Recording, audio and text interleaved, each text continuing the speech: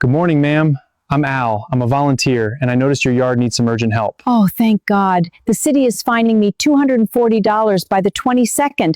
I was losing hope. Don't worry about that fine anymore. I'm going to clear all of this free of charge. Really? You're actually going to do that for me? I promise. Let's get to work and make this place safe again. Have you ever looked into the eyes of a person who has completely surrendered to the crushing weight of despair only to realize that your presence is the only thing standing between them and total collapse? This was the haunting question that echoed in my mind as I stood on a weathered, uneven porch looking at a woman whose life had been reduced to the barest bones of survival. She was an elderly woman struggling with the quiet, relentless decline of age, trapped in a home that had become a prison of her own making. The yard was a suffocating mess of knee-high weeds, tangled vines, and rotting debris that had hidden the house from the sun for months. When she walked toward the door, her gait was painful, and her hands trembled not just from the frailty of her years, but from the paralyzing anxiety of a situation that had spiraled completely out of her control. She told me she had been living under the shadow of a municipal notice that gave her until the 22nd to clear the overgrowth or face a crippling fine of $240. For many, that might be a manageable sum, but for her, it was a mountain she could not climb. She lived on a fixed income that barely covered the essentials, and the thought of losing that money or worse, facing legal trouble kept her awake at night, staring at the ceiling in the dark. She had reached out to dozens of local services, making call after call, but either no one picked up or she was told that her property was too far gone for their standard rates. The rejection had turned into a deep, hollow silence, and she had begun to believe that she was truly invisible to the rest of the world. The most humbling moment of my entire career happened within those first 10 seconds of our meeting.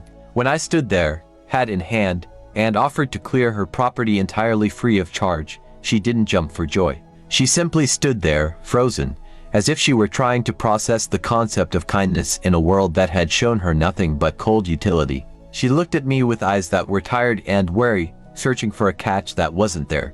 When I insisted that this was simply a volunteer mission and that she wouldn't owe me a single cent, I saw the exact moment the tension broke. It wasn't a loud reaction, just a quiet, shuddering exhale of breath that seemed to deflate the heavy armor of stress she had been wearing for months.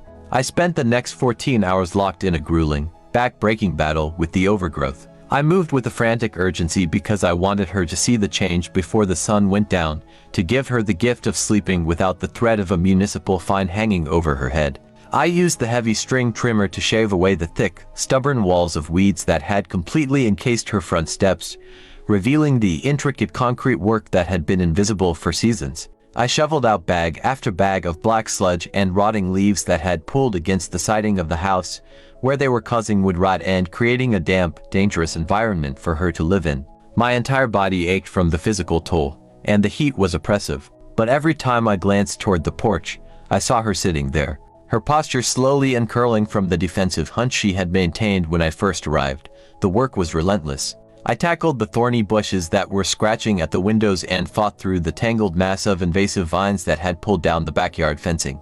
Every pass I made with the mower felt like I was peeling back a layer of her grief, revealing the beautiful siding of the house and the welcoming front door that had been obscured from the neighborhood for years. The labor was punishing, my muscles burned, and my hands were blistered from wrestling with thick, deep-seated roots that had entrenched themselves in the soil. But looking over and seeing her watching from the porch gave me the fuel to keep going until every single blade of grass was trimmed to perfection. I worked through lunch without stopping because I knew the value of momentum in a job like this, where the sheer scale of the neglect could easily discourage anyone. By mid-afternoon, the landscape was fundamentally different. We had gone from a thick, green wall of despair to an open, sun-drenched vista of possibility. When the property was finally cleared, revealing a clean, open, and safe landscape, she didn't just thank me, she wept. She told me that this yard had been a constant, burning visual reminder of her own perceived failure, and that seeing it return to order made her feel like a human being again rather than a fading memory. She shared that she had stopped inviting her few friends over years ago because she felt like a social outcast, trapped in a graveyard of her own making, ashamed of the condition of her home. Clearing this yard was not just about weeds. It was about opening the door for her to re-engage with the world she had been hiding from for so long. She told me she could finally breathe because the suffocating, claustrophobic presence of the decay was gone, replaced by the fresh scent of turned earth and cleared air. She had spent months thinking the world had moved on and forgotten her. But in that moment, as she stood in her own clean yard, she realized that she was still seen, she was still respected, and she was absolutely not alone. This story is a stark reminder that many of the people we pass every day are fighting silent, brutal wars, and we have a collective duty to look past the surface-level mess to provide the radical, unconditional compassion necessary to help them reclaim their lives from the grip of tragedy and systemic isolation. We often ignore the broken windows, the peeling paint, and the overgrown lawns because it is easier to look away than to confront the harsh reality of poverty and loneliness that exists right next door. But when we choose to step into that space, we are not just doing yard work. We are offering a lifeline to someone who has been drowning in the dark. It is about understanding that dignity is a fundamental human right that should never be forfeited, regardless of age, physical decline, or financial ruin. I want you to be absolutely honest in the comments below. If you knew that your simple act of showing up could be the miracle that saves someone from giving up entirely, would you be willing to sacrifice your time and comfort to be that person for them? Your perspective matters more than you know, so please share your thoughts. Hit that like button to signal to others that our seniors and veterans are not forgotten. Subscribe to this channel so we can continue these missions of restoration. And share this video with someone who needs a reminder that simple acts of kindness can change a life. Thank you so much for being a part of this journey with us. Because we are only able to continue this work thanks to the thousands of viewers who choose to care enough to share our message with the world and keep this volunteer movement alive and growing. For those who need us most, we see the stories you tell us in the comments, and we read every single one of them.